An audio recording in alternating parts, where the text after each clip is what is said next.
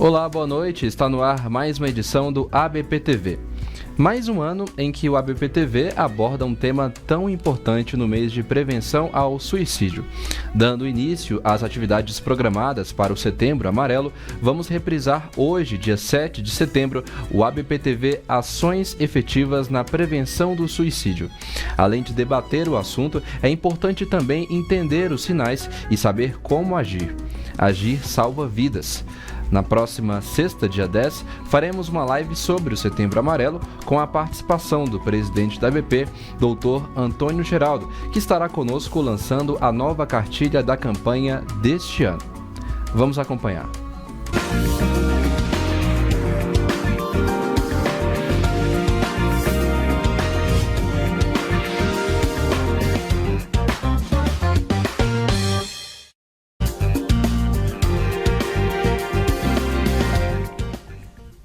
Olá, boa noite. Está no ar ao vivo mais uma edição do ABPTV. Hoje temos um especial Setembro Amarelo com o tema Ações Efetivas na Prevenção ao Suicídio. Para debater o assunto, recebemos doutora Kátia Petribu, médica psiquiatra, doutora em Medicina e Saúde pela Universidade Federal da Bahia, livre docente da Universidade de Pernambuco. Também conosco, doutora Miriam Gorender, médica psiquiatra, doutora em Psiquiatria, Psicanálise e Saúde Mental pela Universidade Federal do Rio de Janeiro, professora da Universidade Federal da Bahia, diretora secretária adjunta da ABP.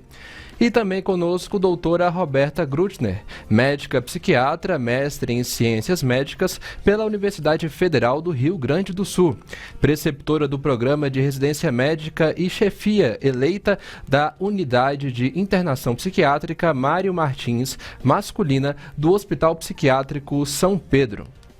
Participe agora mesmo, mande a sua pergunta pelo YouTube, Facebook e Instagram. Você pode enviar pelo espaço de comentários. Mas se você estiver assistindo pelo site da ABP, envie a sua pergunta pelo Linha Direta. Agora, vamos saber um pouco mais sobre o tema de hoje. Durante o mês de setembro, o ABPTV preparou uma série especial de programas para falar sobre a prevenção ao suicídio, reforçando a importância da campanha Setembro Amarelo. Em 2020, a campanha traz o tema É Preciso Agir. Mas de que forma essa ação deve acontecer para ser considerada válida ao evitar o óbito por suicídio? Como o poder público e a sociedade podem se aliar para garantir a promoção da saúde mental e a prevenção das doenças? Estas e outras perguntas serão respondidas a partir de agora no ABPTV.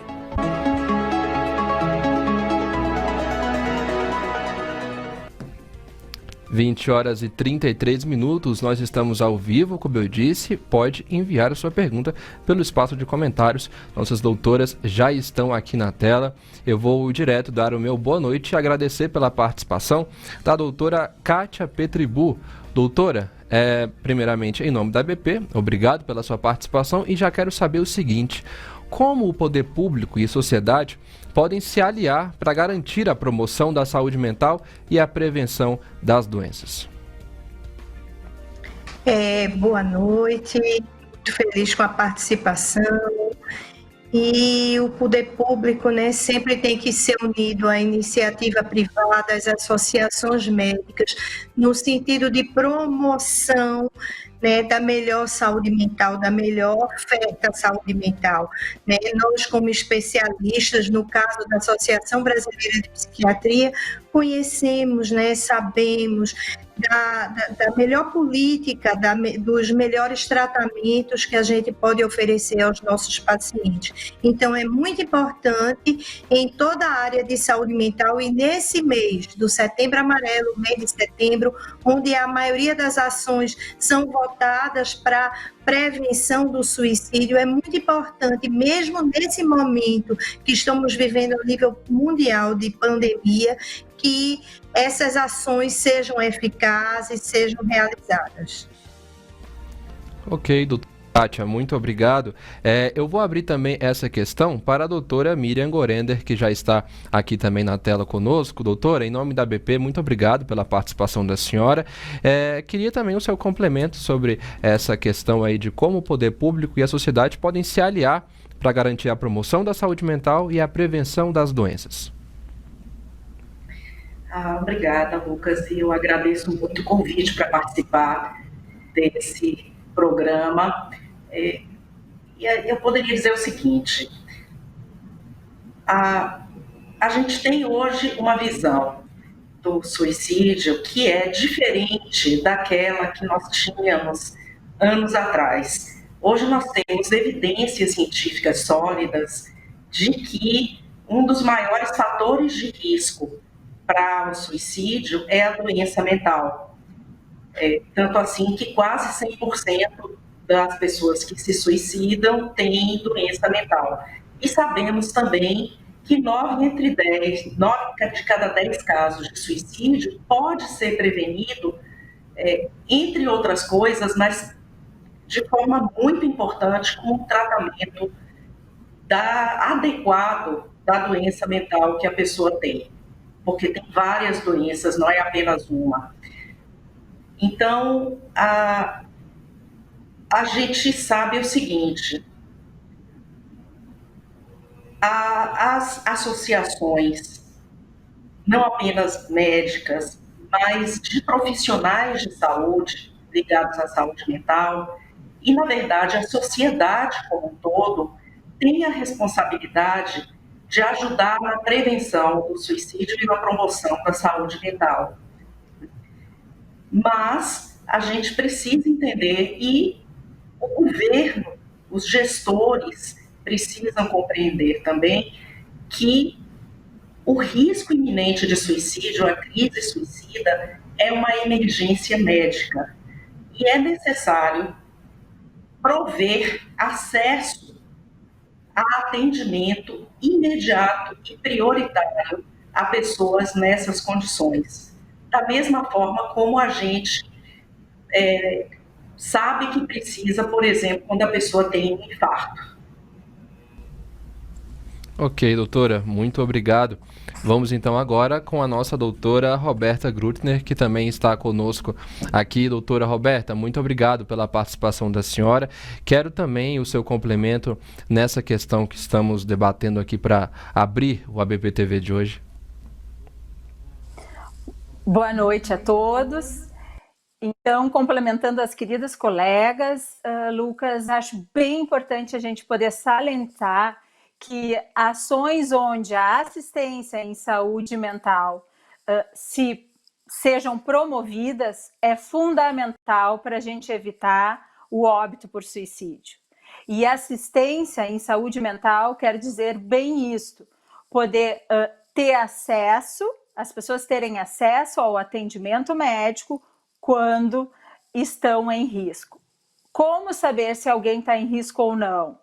Bom, isso aí provavelmente nós vamos falar mais um pouquinho à frente, mas basicamente é sabermos que no momento em que alguém tiver pensamentos de morte, morrer, querer se matar, possam ter acesso ao atendimento médico, tal qual, como a Miriam falou, alguém que tenha uma dor no peito pode buscar, por exemplo, um serviço especializado para atendimento por achar que está tendo infarto.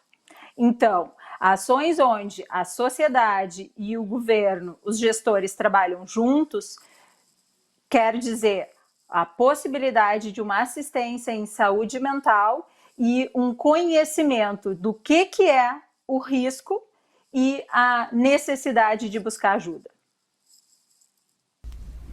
Ok, muito obrigado. Vamos voltar lá com a doutora Kátia. Doutora Kátia, nós temos aqui uma pergunta vinda lá pelo nosso Instagram, que é a seguinte: quando saber que a dor interna pode estar no ponto do insuportável para o nosso paciente? Quais são os sinais? Eu acho que, veja, essa pergunta é muito interessante, mas paciente em risco de suicídio, ele tem que ser avaliado por um profissional médico, porque, como o Miriam já falou, suicídio é uma emergência médica. Então, tem que ver muito, primeiro, um dos principais fatores de risco é a presença de transtorno psiquiátrico não é? Então, assim, qual é o principal transtorno psiquiátrico que nutre mais as cifras de suicídio? São depressão. Uma outra coisa que deve ser levada muito em consideração é a história prévia de tentativa de suicídio. Então, quanto mais tentativa, mais risco de suicídio. E muito ligada aos D, a desesperança, a pessoa que se sente completamente sem solução, que aquela vida não vale mais a pena, né? Então, todos esses fatores devem ser levados em conta durante a avaliação. Mas vamos pensar, história de transtorno psiquiátrico e tentativa prévia são os dois principais problemas, são os dois principais alvos quando nós avaliamos um paciente com ideação suicida. Ok, doutora Kátia, muito obrigado. Doutora Miriam, temos aqui uma pergunta agora vinda lá do nosso Facebook, é da Maria Isabel. Ela está perguntando como detectar que alguém está com ideia suicida. Ela direcionou aqui a pergunta à doutora Kátia, mas vou fazer para a senhora logo em seguida. Se a doutora Kátia quiser complementar, fique à vontade, doutora. Bom, em primeiro lugar, a pessoa fala, né? A pessoa fala e até culturalmente, e sem que a gente perceba, nós somos educados para não prestar atenção no tipo de fala. Então, ter a informação e aprender a prestar atenção são extremamente importantes. O que a pessoa fala?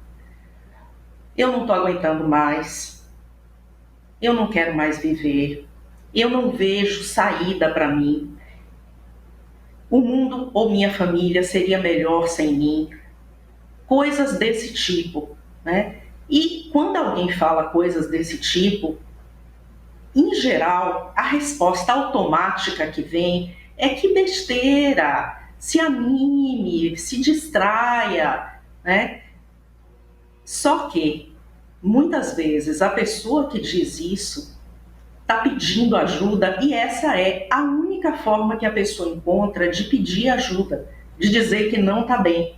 Quando a gente ouve uma coisa dessas, ao invés de falar para a pessoa se animar, o ideal é a gente poder perguntar o que está acontecendo com você. Não dizer para ela se animar, ou ter força, ou ter fé, ou qualquer dessas coisas, porque em geral, infelizmente, apesar da boa intenção, elas não vão ajudar. Mas se a gente pergunta, primeiro, não vai aumentar o risco. Perguntar não faz mal, muito pelo contrário, né? Então, se a gente vê qualquer modificação, a gente vê que a pessoa não está bem, que a pessoa está para baixo, que a pessoa está falando alguma dessas coisas, ou está falando com as pessoas como se estivesse se despedindo, né? Ou diz, por exemplo, você sabe que eu amo muito você, assim do nada, né? Isso precisa acender aquela luzinha de alerta para que a gente possa perguntar e permitir a pessoa falar o que está acontecendo, porque só entendendo melhor o que está acontecendo, a gente pode ajudar, ok? E não ter medo de perguntar. Você está com medo de se ferir? Você está pensando em morte? São perguntas importantes e interessantes. Ok, doutora. Doutora Kátia, algo a complementar na resposta da doutora Miriam? Assim, sempre, como Miriam falou tudo, né, o que é mais importante é a gente saber, mas assim, às vezes a gente se pega com certas situações de, às vezes, um paciente, às vezes, agradecer para a gente, sabe? Já aconteceu comigo. E eu ficar, assim, bastante preocupada atrás dele para tentar entender por que aquele agradecimento naquela hora, né?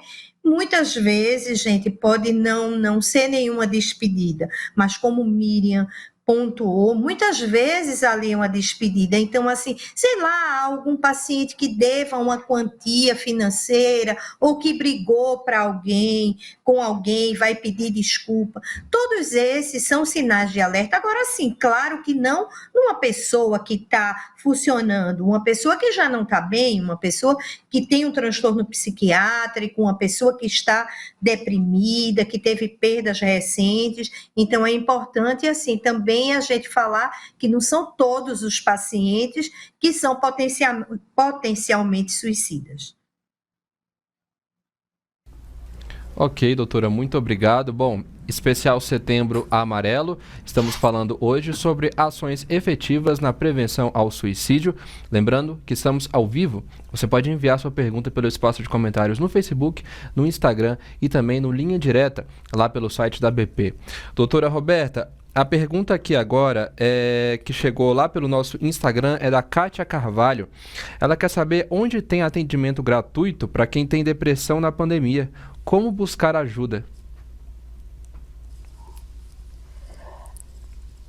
Olá, essa pergunta é bem importante. Existem alguns locais onde estão se oferecendo atendimento gratuito, gente online, em todo o Brasil. Então, vai depender muito da localidade que essa pessoa se encontra e aí buscar redes de atendimento online e caso essa pessoa esteja com algum pensamento de morte, morrer, querer se matar, é importante também que possa buscar numa emergência médica atendimento médico ou até mesmo nas UPAs, por exemplo, ou posto de saúde da família, que estejam abertos para atendimento.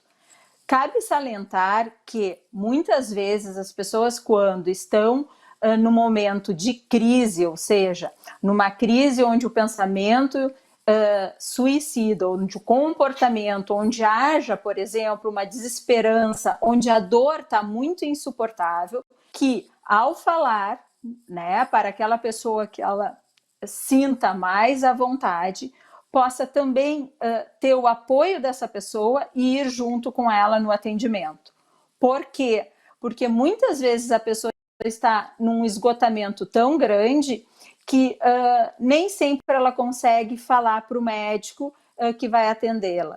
Então, uma das coisas importantes é, ao conversar com alguém, poder dizer o que está sentindo e esse alguém poder também perguntar, como as colegas falaram, influenciar, ou seja, dizer, opa, eu não sei o que é isso, mas eu acredito que possa ser algo que tem a ver com doença, que tem a ver com algum pensamento sintomático, enfim, não é normal as pessoas pensarem em morte, morrer e querer se matar.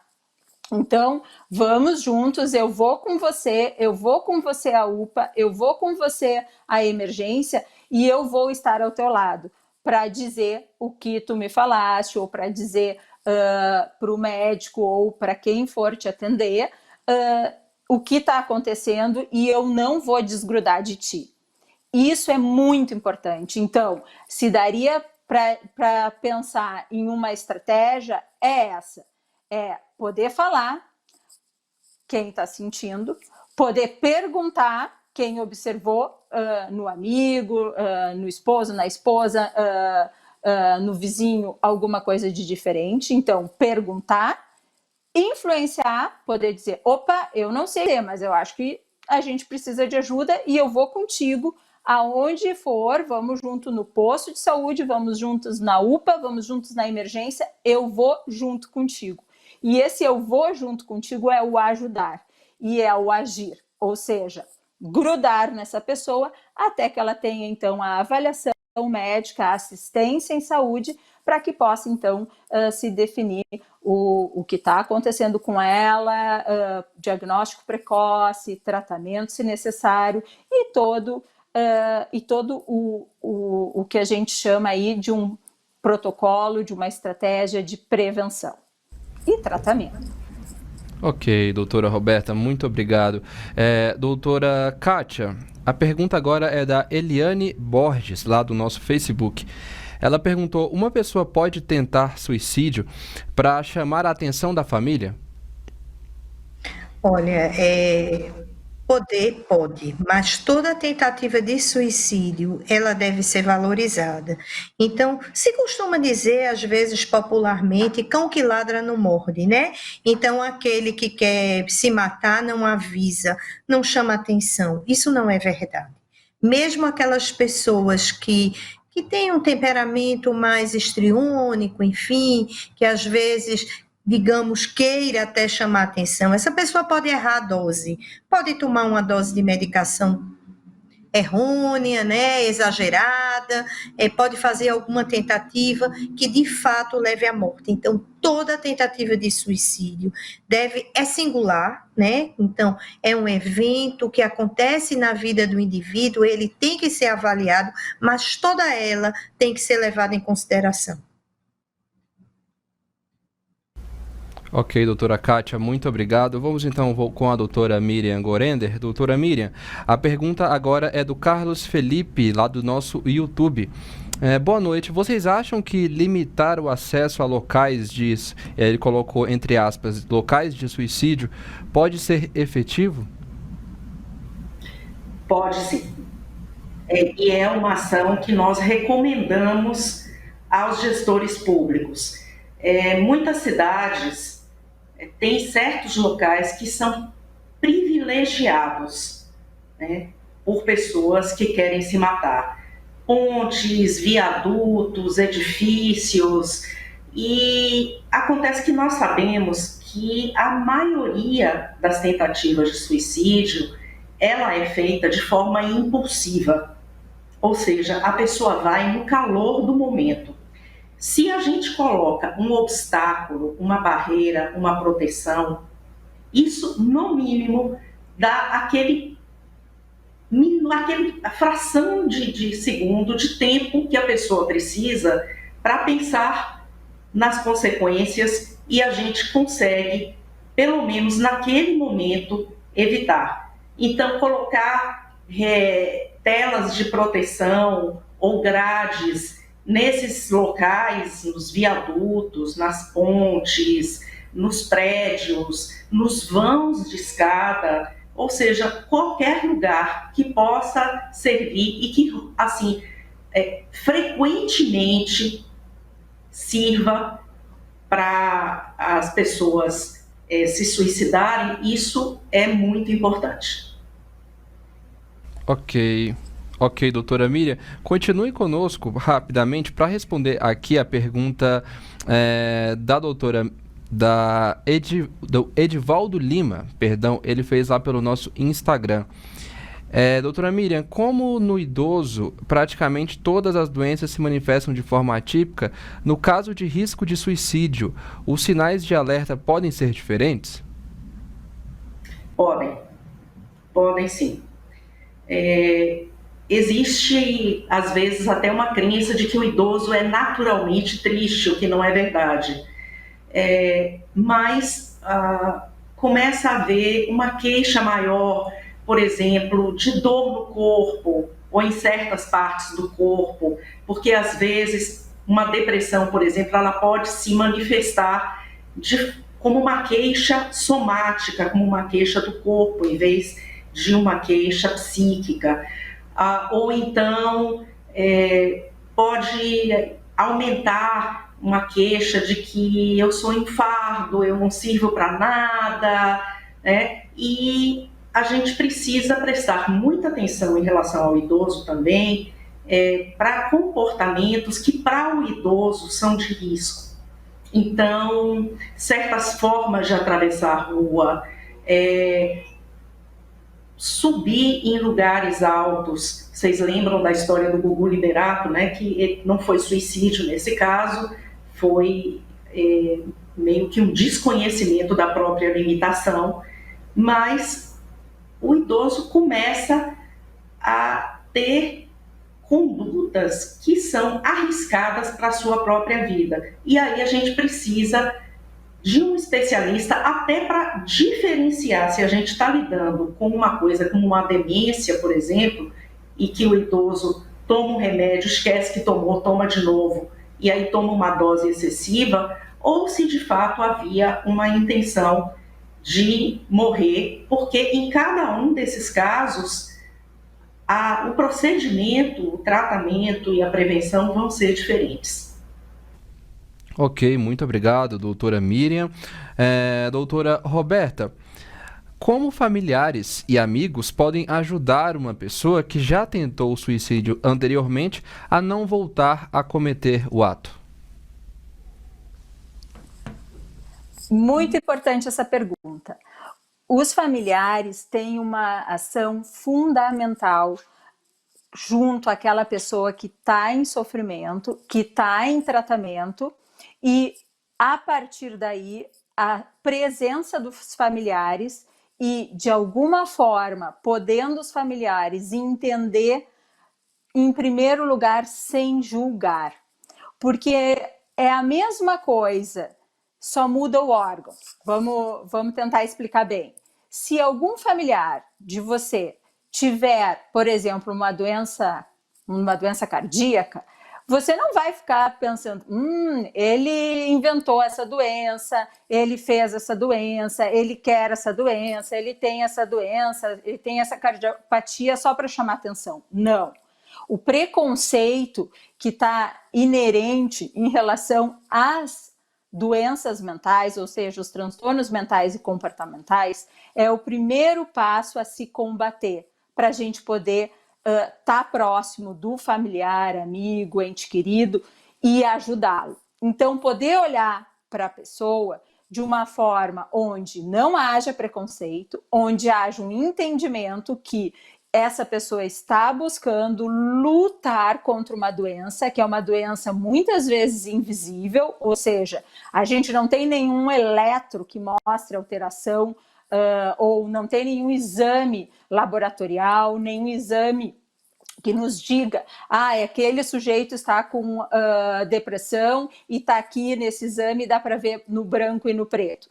Não, são diagnósticos feitos através de ação de comportamento que essa pessoa apresenta e sintomas que muitas vezes aparecem através de pensamentos, ou seja, pensamentos sintomáticos.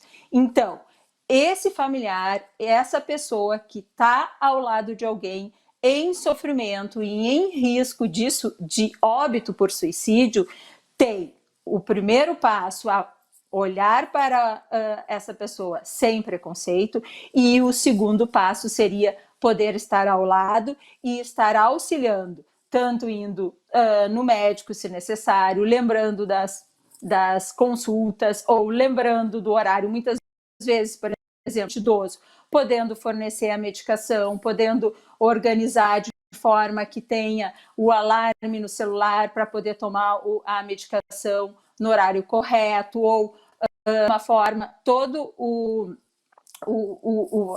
a rotina daquele sujeito, levando essa pessoa para caminhar, para pegar sol, enfim, toda essa assistência que o familiar pode fazer de uma forma cuidadosa e sem preconceito é fundamental para que o tratamento também tenha sucesso.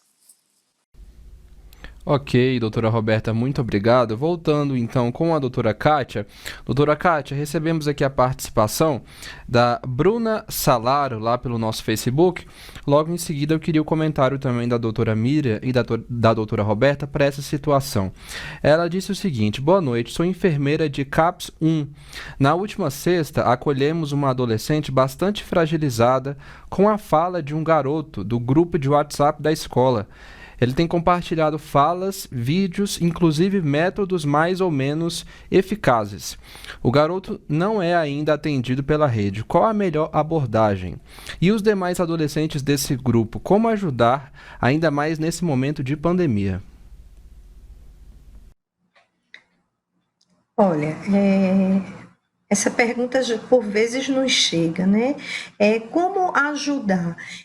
Buscar as pessoas próximas, né? Aquela pessoa que seja mais amiga, que seja mais afetuosa, O pai, a mãe, um avó, um tio, enfim, alguém que seja mais próximo desse garoto, talvez é uma responsabilidade, eu acho que muito grande, colocar isso nas mãos de um adolescente, mas os adolescentes ali do entorno poder indicar qual é a pessoa próxima e buscar essa pessoa amiga. Olha, a gente tem conhecimento, está chegando no grupo do WhatsApp dos coleguinhas da escola, que fulano tem estado muito triste, enfim, contar, e a gente está muito preocupado com isso. Isso é um fator de risco, né? A gente tem que ajudar, acolher. Então, dessa forma, buscando pelas pessoas mais próximas, como Roberta já falou, aquelas pessoas que possam, de fato, dar a mão àquela pessoa que está em sofrimento. Ok, doutora Kátia. Doutora Miriam, poderia comentar também sobre essa questão? Eu acho que meu entendimento da pergunta foi um pouquinho diferente. Eu não sei se eu entendi certo, mas me parece que esse menino ele está divulgando métodos de suicídio, né? Isso é muito preocupante e isso tem acontecido com bastante frequência. É extremamente necessário fazer o todo possível. Imagino que o CAPS 1 tenha também uma assistente social, então usar o recurso do CAPS para chegar na família e na escola desse jovem, entender o porquê que ele está fazendo isso e tomar medidas para que ele pare, né?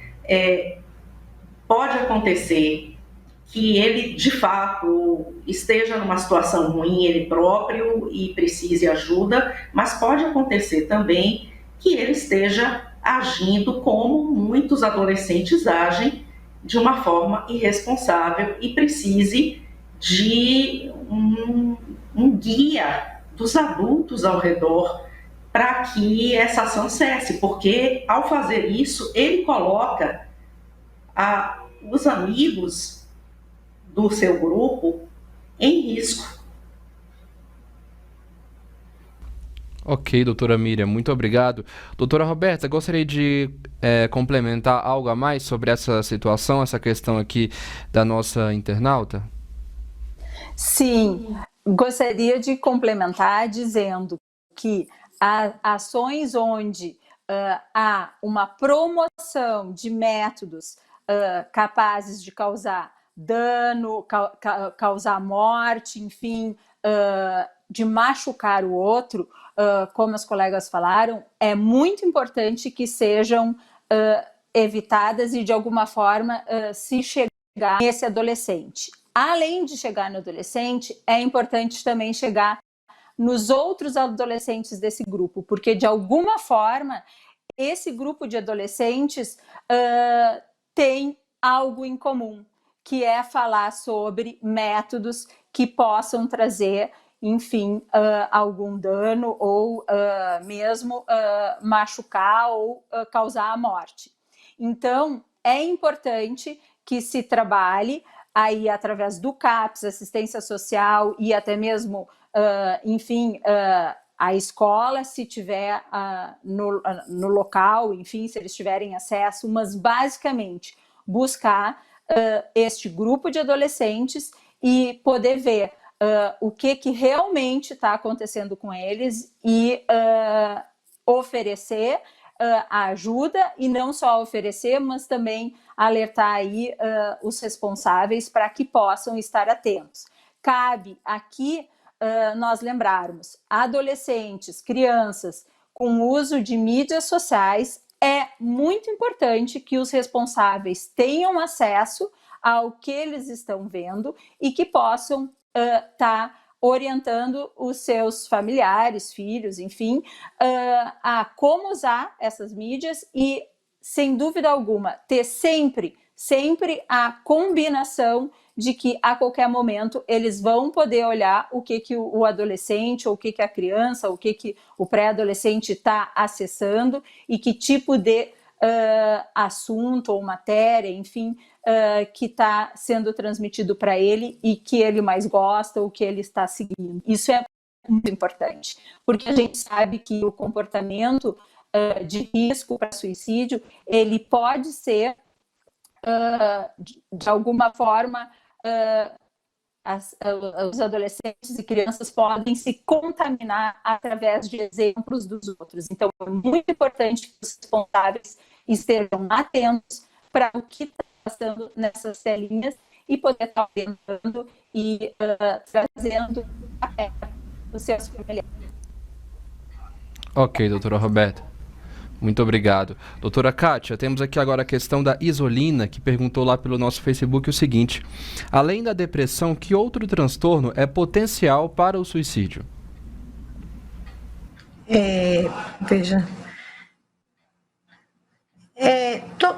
transtorno geralmente ligado à depressão. A gente vê mais transtorno afetivo bipolar, depressão em pacientes portadores de dependência de álcool, né, e outras drogas, quadros de depressão pós-esquizofrênica, tá certo? Então, o que tem que se frisar é que a grande maioria dos pacientes, quiçá quase que a totalidade das pessoas que vêm a tentar suicídio e ter êxito por tentativa de suicídio, são portadores de transtornos psiquiátricos. Portanto, existe prevenção, que é o tratamento desses transtornos. Ok, doutora Kátia, muito obrigado. Doutora Miriam, a pergunta agora é da Janete Camargo, lá pelo nosso YouTube. Ela questionou que atitudes efetivas podemos tomar para ajudar as pessoas com depressão e que estão fazendo a automutilação. Bom, excelente pergunta.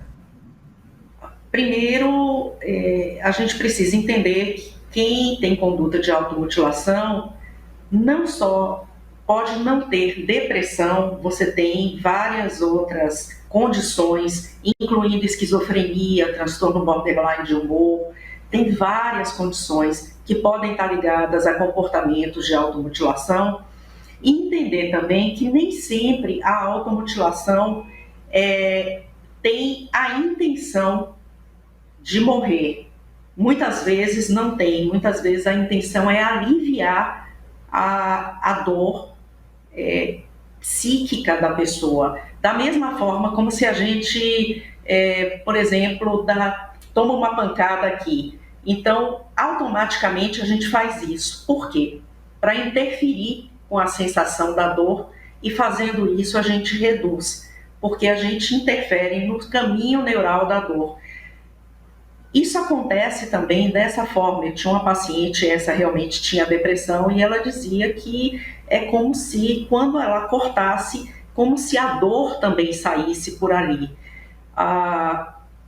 Só que, apesar de muitas vezes a intenção não ser a do suicídio, a gente sabe que a conduta de automutilação é em si um risco para suicídio.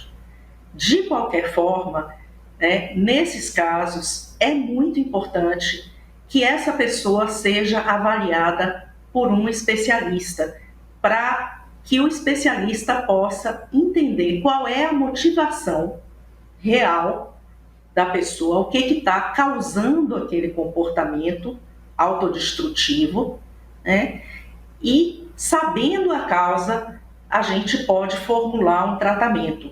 Lembra que para a gente, sempre que a gente quer fazer um tratamento, primeiro a gente tem que entender de que doença ou de que condição a gente vai tratar. Ou seja, primeiro fazer o diagnóstico. Ok, doutora Miriam, obrigado. Doutora Roberta, a pergunta agora é lá do nosso Instagram, da Bruna. Boa noite. Em relação a quem tem transtorno afetivo bipolar, o risco de suicídio é maior na fase depressiva ou maníaca? Bem, o risco maior de suicídio, de óbito por suicídio, ele é maior no momento em que o paciente não está em tratamento. Então, é importante a gente ressaltar que o risco do suicídio, nos casos de pacientes com bipolaridade, ele vai aumentar ou estar aumentado se essa pessoa não estar em tratamento.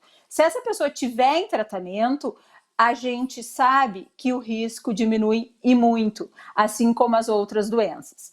Então, no momento em que a pessoa estiver, por exemplo, em um episódio maníaco, ela tem também suicídio, especialmente se o tratamento, ou na ausência de tratamento, ou se está, por exemplo, no início do tratamento, ainda está com sintomas, ela vai ter mais risco por ser uma doença que não está tratada. Então, o que é importante a gente saber? Independente do episódio, é importante a gente saber que se alguém tem algum transtorno, em especial transtorno bipolar, entre outros, estar em tratamento protege essa pessoa. Além disso, até mesmo em episódio maníaco, a pessoa pode ter risco de óbito por suicídio. Então, é importante, no caso da pessoa sabendo-se com transtorno bipolar, que no momento em que tiver recaída dos sintomas, tanto no episódio maníaco quanto no episódio depressivo, que ela possa estar atenta e auto-monitorando-se para, então, buscar ajuda e ajuste no tratamento. Ok, doutora Roberta. Doutora Kátia, responda aqui, por gentileza, o doutor Euclides Gomes, associado da ABP, que quer saber qual o percentual de suicídio sem diagnóstico prévio de transtorno mental. Boa noite, Euclides. O que se estima é que cerca de 98% dos pacientes portadores que fazem suicídio são pacientes portadores de transtorno psiquiátrico. Então, assim, não é que ele tenha transtorno psiquiátrico previamente, a grande maioria dos pacientes sequer está em tratamento, né? Porque a principal modalidade, né, de prevenção seria justamente o tratamento. Então, assim, muito pouco, tá certo, das pessoas que tentam suicídio não são portadoras de transtorno psiquiátrico. Não sei se foi exatamente essa pergunta que o colega solicitou para que fosse respondida. Ok, doutor Euclides, se tiver mais alguma dúvida, só mandar aqui para a gente no chat. Doutora Miriam, a pergunta agora vem lá do nosso Instagram, é da Aline Ribeiro. Na opinião de vocês, existe diferença no tratamento da prevenção ao suicídio na rede pública e particular? Imensa. Em termos da rede pública, infelizmente, a gente não tem quase nada, praticamente nada, né? Nós tivemos a rede de atendimento psiquiátrico, de serviços psiquiátricos, praticamente destruída nas últimas décadas, de forma que nós temos muito poucos recursos, são muito escassos, são poucos lugares para onde as pessoas em risco podem procurar. A gente tem poucas vagas, os serviços estão muito superlotados. Em contrapartida, quem tem dinheiro tem atendimento de primeiro mundo, né? Nós, da Associação Brasileira de Psiquiatria, nós defendemos de que não deve haver essa diferença. E para que não haja essa diferença, é necessário que a rede de serviço de saúde mental, a rede de serviço psiquiátrico ofertada à população deve ser aumentada e qualificada, ok? Ok, doutora Miriam, obrigado. Doutora Roberta, a questão agora é do João Vitor. Ele perguntou o seguinte: há algum aumento no risco do óbito por suicídio em pacientes alcoólatras? Oi, João. Sim, há sim uma relação bem importante, não só para os pacientes que são considerados dependentes químicos de álcool, mas também para aqueles pacientes não dependentes químicos, mas que ingerem álcool eventualmente. Então, existe já atualmente uma estatística mostrando que nas tentativas de suicídio se observa muitas vezes, em grande maioria, o uso dessa substância, e a partir do uso dessa substância há então a tentativa, o que seria algo como um fator de risco. Então, o álcool sim e o uso do álcool, não só como dependência química, mas o uso de álcool pode sim estar ligado a um fator de risco para óbito por suicídio. Gostaria só de adicionar algo bem importante. Nós, que estamos vivendo na pandemia, costumamos dizer que o álcool gel pode salvar vidas. E a ausência da ingestão da bebida alcoólica também. Ok, doutora Roberta. Doutora Kátia, mais uma perguntinha aqui lá do nosso Instagram. É da Kel. Ela quer saber qual a melhor orientação quando duas pessoas da mesma casa tentaram um suicídio. Ambas já iniciaram o tratamento. É uma situação de risco, né? A gente sabe o quanto há esse aumento, né, de prevalência familiar, e uma coisa que a gente chama o fenômeno éter, que é o suicídio por imitação.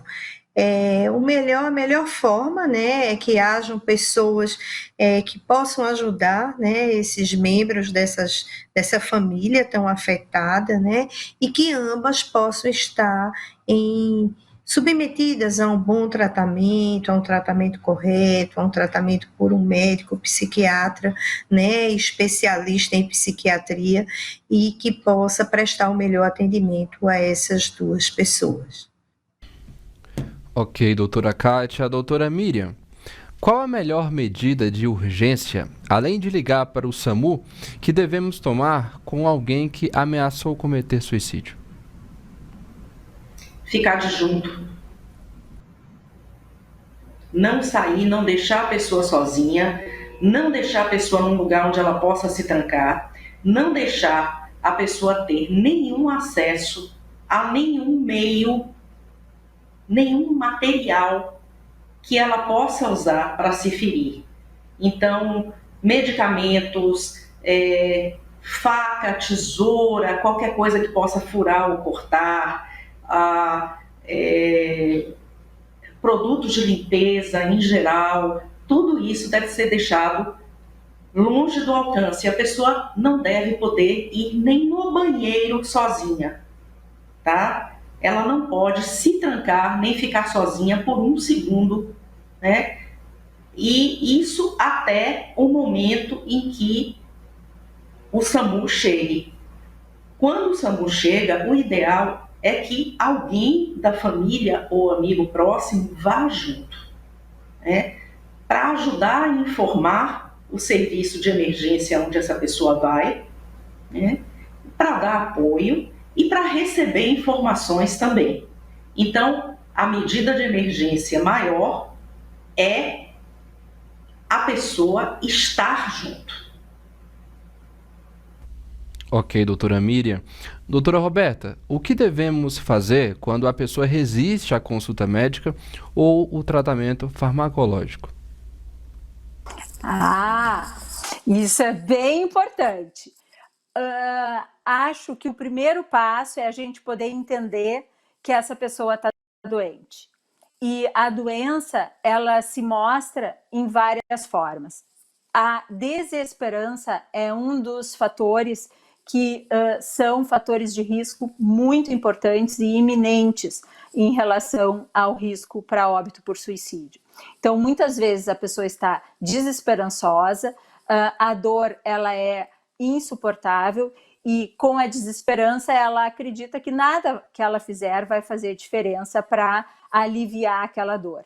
Então, quem estiver ao lado de alguém assim, é importante um olhar não sem julgamento, ou seja, não preconceituoso, um olhar e uma escuta cuidadosa e com respeito, mas possibilitar que essa pessoa tenha assistência médica adequada e informar ao colega, enfim, ao médico que esteja tratando essa pessoa que ela não está conseguindo fazer o tratamento, não está querendo fazer o tratamento e não está conseguindo tomar a medicação. Muitas vezes a doença está num estágio avançado e é necessário internação hospitalar. Tal qual um paciente que, por exemplo, está com um infarto e ninguém pergunta, eu posso te levar no hospital? Ou se você encontrar, por exemplo, a perna quebrada no meio da rua, ou com a barriga aberta após levar um tiro, enfim, uma bala perdida, você vai perguntar, oi, com licença, eu posso, por favor, chamar o SAMU? Deixa eu chamar o SAMU, e o SAMU pode te levar para o hospital para enfim, cuidar do teu ferimento? Não, ninguém pergunta, muito pelo contrário. No SAMU a gente chama, coloca às vezes a pessoa, né, junto da gente e leva. Então, assim, poder entender que essa negativa, essa dificuldade de aderir ao tratamento tem a ver com a doença que a pessoa tem e não porque ela não quer se tratar. O que ela mais deseja é alívio da dor e de todo o sofrimento que a doença traz. E para isso, quem estiver do lado poder respeitar a pessoa, mas de uma forma cuidadosa dizer, tô vendo que tu não está conseguindo fazer o tratamento, tô vendo que tu não está conseguindo a medicação, vem comigo, eu vou junto contigo, eu vou grudar em ti e eu só vou desgrudar depois que tu estiver tranquilo, conseguindo fazer o tratamento e sem risco.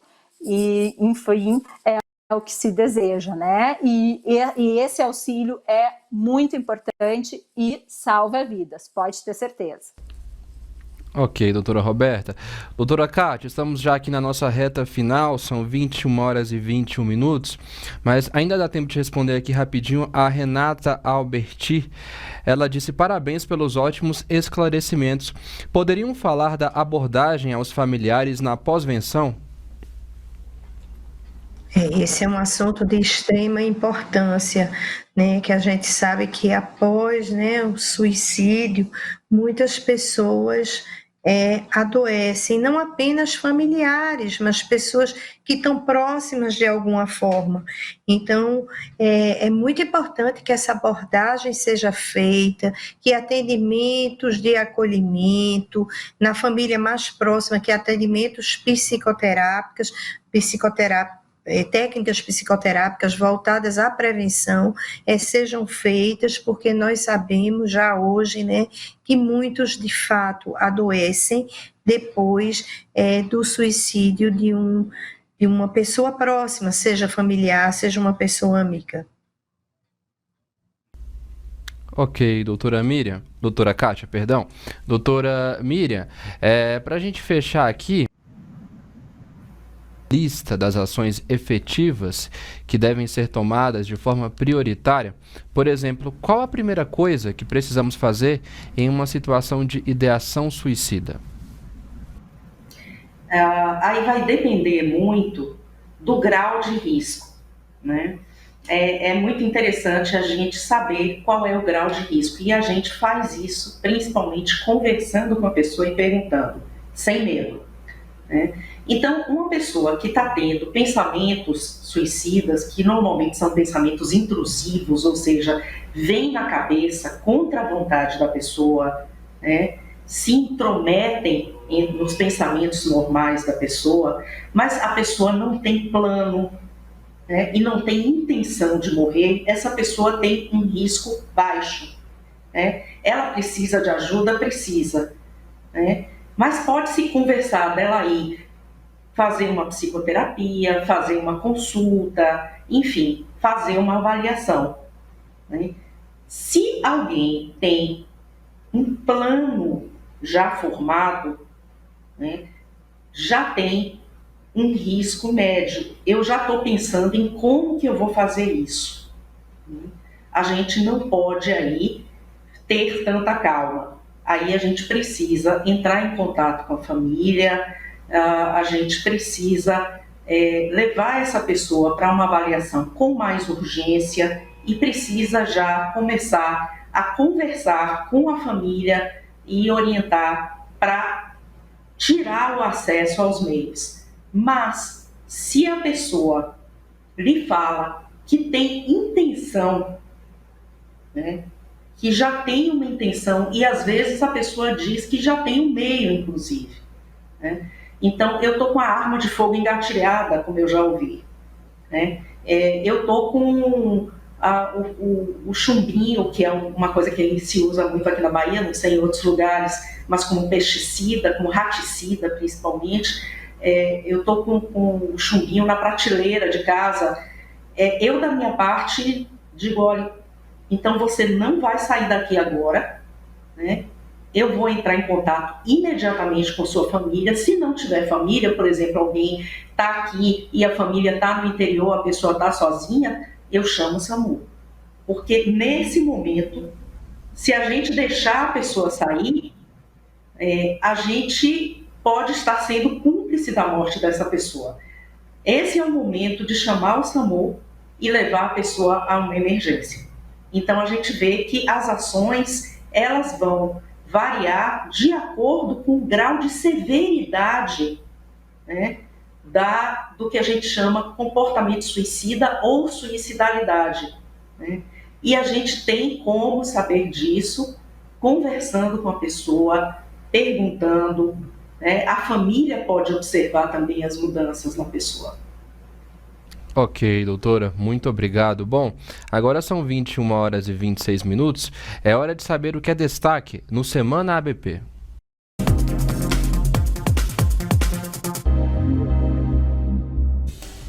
O 38º CBP acontece entre os dias 6 e 9 de outubro no Centro de Eventos Fiergues, em Porto Alegre, de forma presencial. Todos os cuidados necessários estão sendo tomados para te receber da melhor forma. Acesse agora www.cbpabp.org.br e confira a programação completa. Aproveite o parcelamento em 3 vezes sem juros. Mas corra, as vagas são limitadas. Nos vemos em Porto Alegre. Mais uma iniciativa inédita da sua associação para você. O primeiro CBP híbrido, com 6 salas exibindo o que há de mais atual na especialidade. O evento conta com os maiores nomes da psiquiatria nacional e internacional em uma plataforma rápida e moderna. Acesse www.abp.org.br/CBP híbrido e confira a programação completa. As inscrições para os cursos pré-congresso de atualização e revisão em psiquiatria já estão abertas. Este ano, a atividade acontece entre os dias 3 e 5 de outubro, de forma presencial, no Centro de Eventos Fiergues. Para mais informações e inscrições, entre no site www.abp.org.br/cursos pré-congresso.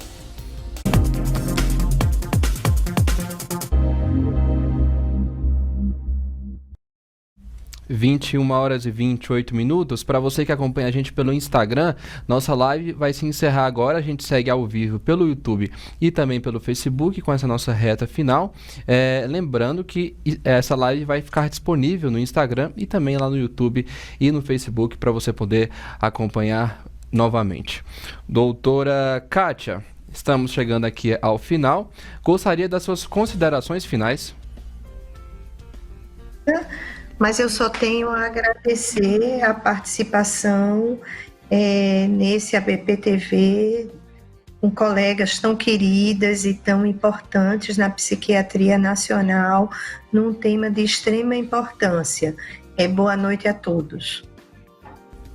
Muito obrigado pela participação, doutora Kátia. Doutora Miriam, obrigado também pela sua participação. Suas considerações aqui para encerrar?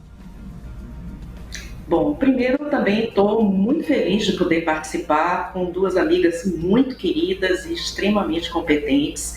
E eu queria fazer uma observação. A gente vê até pelas perguntas que as pessoas se preocupam muito em como detectar o risco em como agir no momento da crise, e são de fato coisas muito importantes. Mas nós temos que compreender que para a gente realmente ter ações que previnam com eficácia as mortes por suicídio, a gente não pode pensar em agir apenas no momento de crise, né? Pensa o seguinte, tanto os fatores ambientais quanto as doenças mentais, eles não desaparecem passada a crise. A maioria das doenças mentais, ela é crônica, ela tem um curso crônico. Pense, por exemplo, como a diabetes com uma pressão alta, ou seja, são doenças que precisam tratamento contínuo, precisam observação contínua, né? Pense o seguinte, mesmo que a pessoa ela tem pressão alta, ela tem colesterol alto, ela está fazendo o melhor tratamento possível, está bem já uma porção de tempo. Isso garante que aquela pessoa nunca vai ter um infarto? Não, não garante, né? Então é necessário o quê? Ter uma vigilância, ter uma observação, ter um tratamento continuado, uma boa adesão ao tratamento. Hoje já se formam planos de segurança para risco de suicídio que prevêem um acompanhamento por uma equipe especializada por pelo menos 2 anos, né? Isso sem contar com um acompanhamento psiquiátrico e muitas vezes de uma equipe de saúde mental. Eu estou falando de uma equipe especializada em prevenção ao suicídio. Então, uma pessoa que tem ideação suicida importante, que tem planos ou que tem uma tentativa anterior, né, ela precisa de acompanhamento, ela não precisa de ajuda apenas agora. Ela vai continuar a precisar de ajuda por bastante tempo no futuro, não apenas para prevenir a morte, o óbito pelo suicídio, mas para dar a essa pessoa qualidade de vida, para dar a essa pessoa uma oportunidade propriamente de viver sem o peso da doença na sua vida. Ok, doutora Miriam, muito obrigado pela participação da senhora aqui hoje. Doutora Roberta, suas considerações finais também para encerrar o nosso ABPTV de hoje.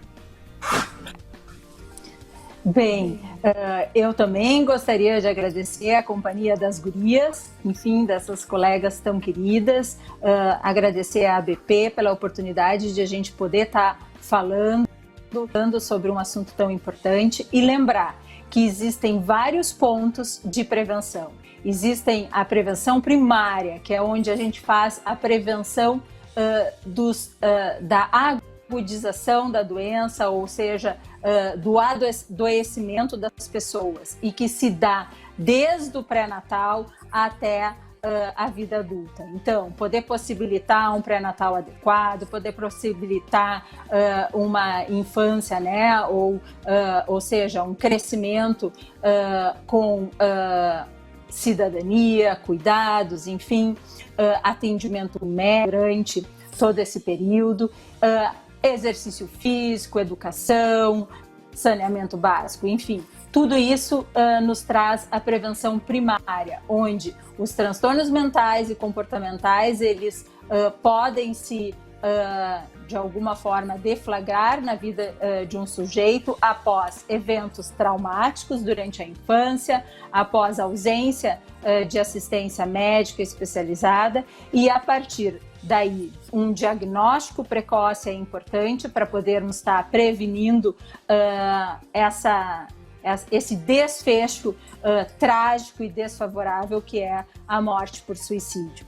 Então, todos nós temos condições de auxiliar e salvar vidas, tanto na prevenção primária, secundária e terciária. Na terciária, nós temos a habilitação, a possibilidade de manutenção do tratamento, o automonitoramento, enfim.